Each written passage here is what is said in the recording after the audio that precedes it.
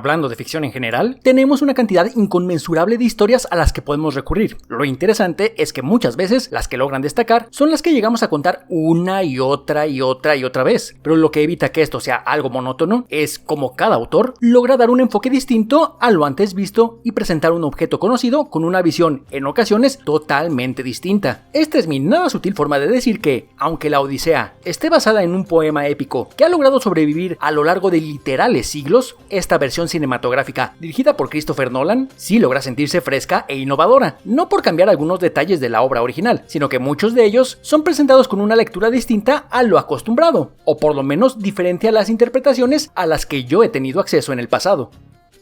En La Odisea veremos las aventuras de un hombre tratando de regresar a su hogar. Tras la caída de Troya, Odiseo se prepara para su viaje de regreso a Ítaca para reunirse con su esposa Penélope y su hijo Telemaco. Sin embargo, esto será mucho más difícil de lo que parece, ya que en el camino, Odiseo y su tripulación se enfrentarán a múltiples adversidades que harán el viaje mucho más largo y peligroso de lo esperado.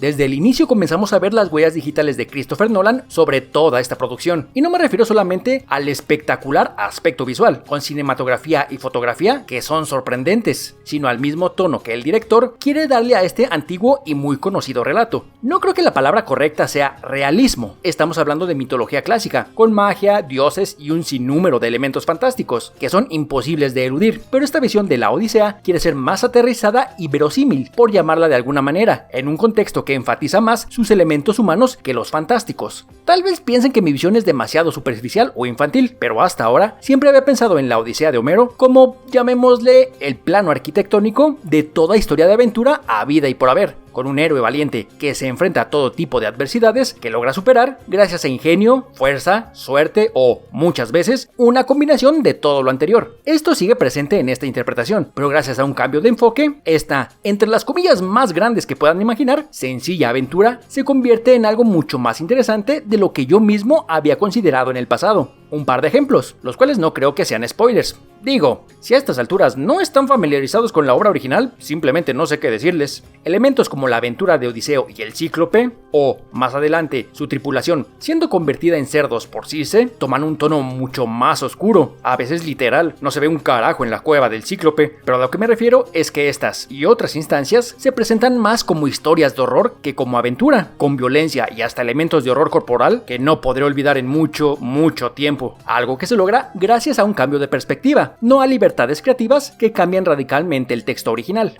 Aquí es donde voy a dar lo que probablemente será mi opinión más controversial sobre este filme. Aunque Jason Bourne hace un buen trabajo al dar vida al icónico Odiseo, él termina siendo el elemento más débil en cuanto a actuaciones se refiere. Y sin embargo, esto no es su culpa. Esto se debe a que absolutamente todo el reparto se vuela la barda en ese departamento. No importa si el papel es grande o pequeño, todo actor y actriz están dando lo mejor de sí. Y se nota. Desde Spider-Man, Chani, Punisher, Furiosa, Gatúbela o el mismísimo Batman, todo el mundo está dando todo con su actuación, incluso cuando en muchos casos algunos personajes no aparecen en pantalla más que un par de minutos y solo tienen un puñado de diálogos con los cuales trabajar. Quizá en parte, por eso Matt Damon se siente como el eslabón más débil, no porque haga un mal trabajo, sino porque, al tener más atención y tiempo en pantalla, su Odiseo no puede, entre comillas, brillar de la misma manera todo el tiempo, como sí suele ocurrir con el resto del reparto. Aunque honestamente no hay ni a quién irle porque todos están dando el 110% con su trabajo, si me preguntan quién se roba el primer lugar, en mi opinión es Anne Hathaway y su versión de Penélope.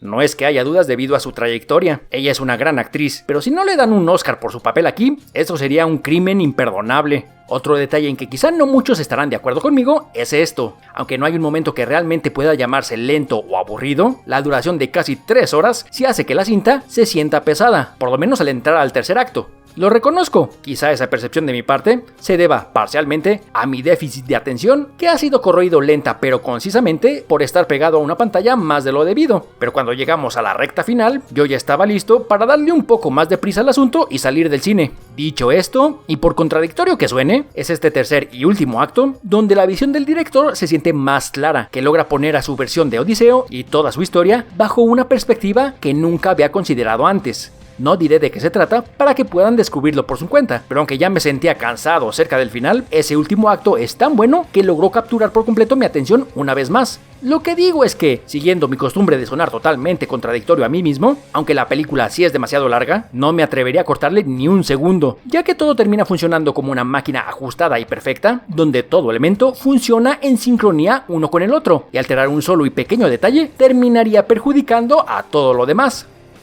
Quizá algunos piensen en esta versión de La Odisea como la interpretación definitiva de la obra, por lo menos en el cine, pero yo no diría eso. Esta es la versión de Christopher Nolan, y busca hacer eso, no reemplazar o minimizar cualquier otra interpretación.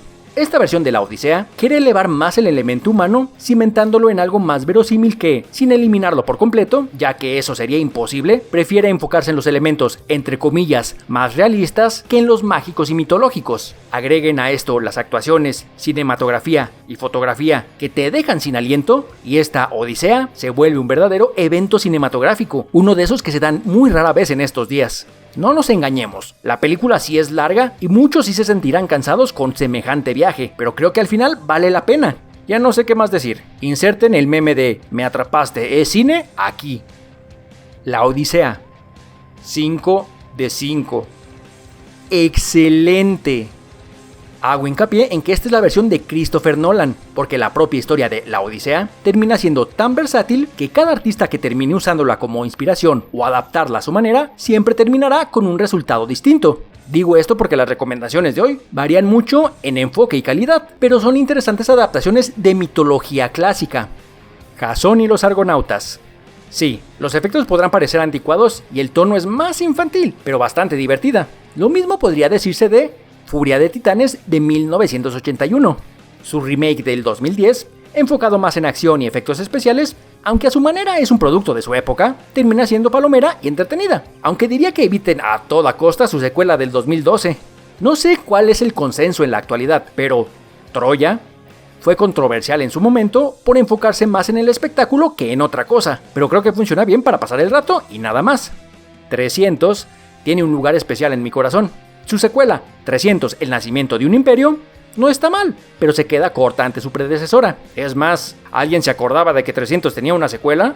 Y para que vean lo versátil y creativa que puede ser la mitología, quiero recordarles de la existencia de Ulises 31, colaboración francesa y japonesa que manda la mitología directo a la ciencia ficción. Es más, aunque no se base en ninguna historia en particular, recordemos que Saint Seiya, mejor conocida como nuestros amados los Caballeros del Zodiaco, es otra serie de monas chinas que usa la mitología como templete para su propia y única historia. Incluso en otros medios podemos ver cosas inspiradas en mitología, usándola solo como una base para darnos algo nuevo. Imposible dejar fuera la trilogía original de God of War, o para algo más reciente, Hades. No digo nada de la secuela porque aún no la juego, pero esa primera entrega es genial. Sí, perdón, ya me alargué mucho más de lo que debía o quería, pero siento la necesidad de hablar del elefante en la habitación. Lo dejé al último porque me gusta hablar directamente de cine, no de chismes de lavadero o controversias a su alrededor. Todas esas recomendaciones no van de a gratis, son tan variadas para demostrar que algunas controversias sobre esta versión de La Odisea me parecen absurdas. Se ha criticado mucho que la producción no es fiel a los elementos históricos de la vida real, pero lo mismo podemos decir de todos los ejemplos ya mencionados. La intención no era y nunca fue ser un documento histórico. Esta Odisea se enfoca más en los elementos narrativos importantes que en la verdadera historia, y me atrevo a decir que no será la última producción de este tipo en hacer tal cosa. Ahora, para los que se rasgan las vestiduras por cosas como tener a Lupita Nyong'o, una actriz afrodescendiente, o a Elliot Page, un actor trans en el reparto, usando eso para tachar esta producción como progre o woke, tengo que decir algo: cuando todo es woke, nada lo es. Este tipo de comentarios se han convertido en una forma de descalificar automáticamente una producción incluso antes de verla, lo cual es tonto e infantil en mi opinión. Ahora, supongamos que en este específico caso, ambas participaciones actorales sean malas. No lo son, pero supongamos que sí. Aun si fueran actuaciones ridículamente malas, entre ambos papeles no perdemos más de 5 minutos en pantalla. A lo cual pregunto, ¿5 minutos entre comillas malos desacreditan el resto de una producción que es sobresaliente? Claro que es cuestión de opiniones, y la mía es no. No puedo ni intento cambiar la opinión de nadie. Si este tipo de cosas los convenció de no ver esta versión de la Odisea, creo que están en todo su derecho. No creo que nadie debería sentirse obligado a hacer algo que no quiera, incluyendo cosas tan sencillas como ver una película. Es una mera elección.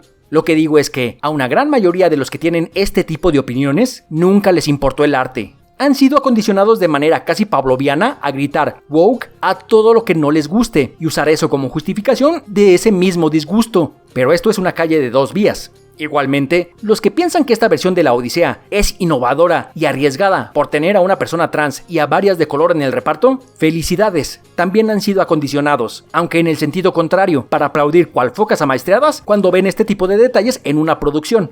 El cine es arte, y el arte debe hablar por sí mismo. Tengan criterio propio y no se dejen influenciar por agendas que muchas veces ni siquiera están presentes. Los que le dicen woke o progre a todo, sin importar si es para atacarlo o para defenderlo, se han convertido en el niño que gritaba lobo, irónicamente convirtiéndose en los dos lados opuestos de una misma moneda. Pero eso es solo mi opinión. Perdón por el sermón, pero tenía que sacarme esa espinita.